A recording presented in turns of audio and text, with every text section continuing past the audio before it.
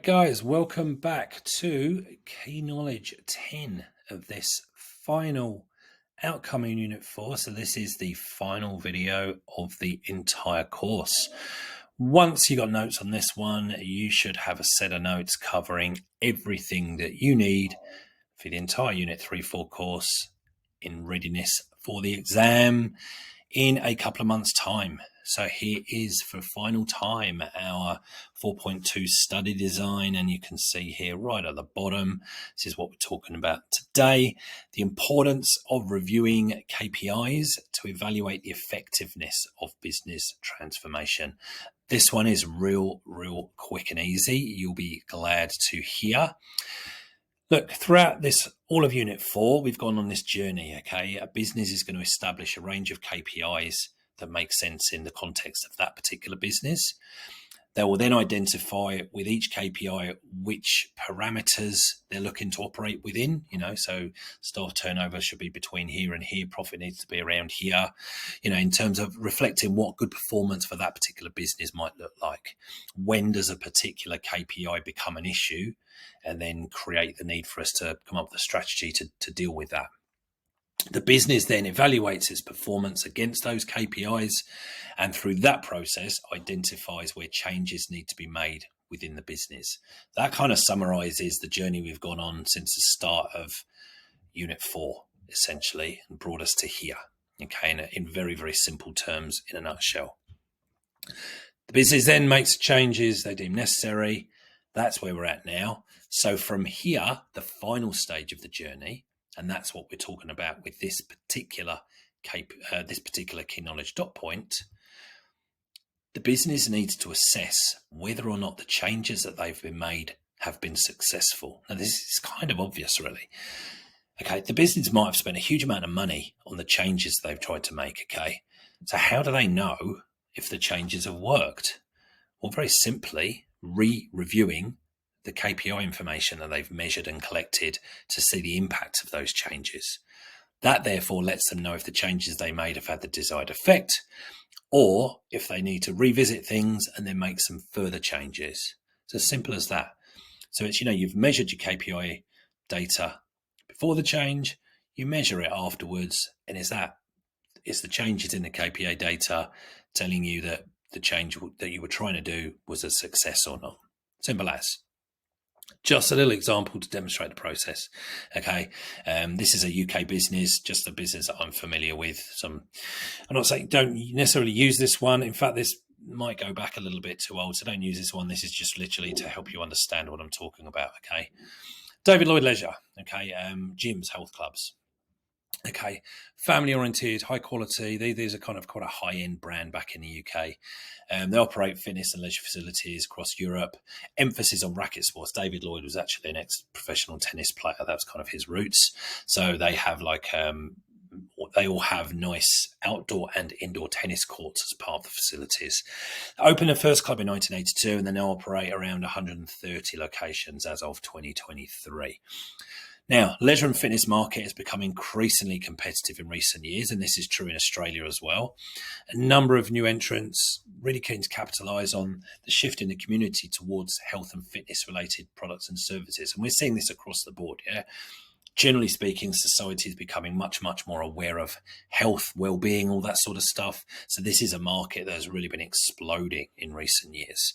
Now, David Lloyd Leisure very actively track their market share to ensure they're not losing their positioning in the market, because there's so many new entrants. The other businesses that are there are also expanding. So it's a really key KPI for them to be tracking to know if they're maintaining or growing or losing traction against their competitors. So market share is a really essential thing they're constantly tracking. Okay, so the process they've been going through, right? As of 2017, David Lloyd Leisure's market share was 18%. Okay, over the next 12 months, it's slipped back to 14%. Now, through measuring this KPI, they knew that their sales were falling as a percentage of the industry, although their actual sales figures had actually increased. So this is a really key point when you're looking sales and market share. Sales have gone up, but market share has dropped. All that means is, whilst your sales have gone up, some of your competitors' sales have gone up by more than yours. So it's really important. Don't just assume. We talked about this when we were talking about KPIs specifically, but don't just assume because your sales go up, your market share also goes up. They can both go in different directions. So sales have gone up, but market share had gone down. That's a fairly significant drop, 18 to 14%. Now, their research had told them that some of their key competitors providing services and products were perceived to be of higher quality, being backed up by superior after-sales service and customer care. Okay, so David Lloyd knew that they had to make some changes to keep up, basically. They decided to implement two key strategies to do this. Number one, introduce total quality management throughout the entire business. And number two, increase their customer service training. So they basically thought that if they implemented these two strategies, that would be a good way for them to kind of gain ground on these competitors again and kind of jump ahead and grow this market share that had dropped off over that 12-month period. Now, at the end of 2019, they again measured market share and found that it had dropped back even further. So it had gone now down to 12, so from 14 to 12. And here lies the key to this key knowledge dot point. In a business, you cannot just make changes and then move on, okay?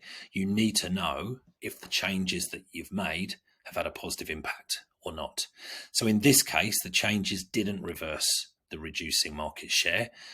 So they needed to do further investigation, and they knew that further changes were going to have to be necessary. Another example, Amazon, the largest e-commerce marketplace in the world. You will not be surprised to hear. In the 10 years preceding 2017, Australians spent over $500 million ordering Amazon products from the US. Okay, that prompted Amazon to expand its physical distribution network to Australia. So in other words, finally, instead of ordering from Amazon US, there was an Australian Amazon, so you could order locally. Okay, it made sense then for Amazon. There was so much trade being done with Australia, it made sense to actually open a local Amazon, if you like. So from 2017, Australian customers were able to purchase products delivered directly from Australian distribution centres rather than having stuff brought across from the US. After expanding to Australia, it was important for Amazon Australia to review their KPIs to evaluate its performance. Okay, they've made this change. We need to know what's gone on. So here is some KPI data that they got from 2017 to 2018. And you could see from that data, if you actually went back and had a bit of a look at it, you could see from that data that Amazon Australia experienced significant gains in their market share, sales revenues, and profit in the first 2 years of operation, but they still experienced a net loss in profit in both years. Now, that was probably due to the high establishment costs when actually setting the business up here.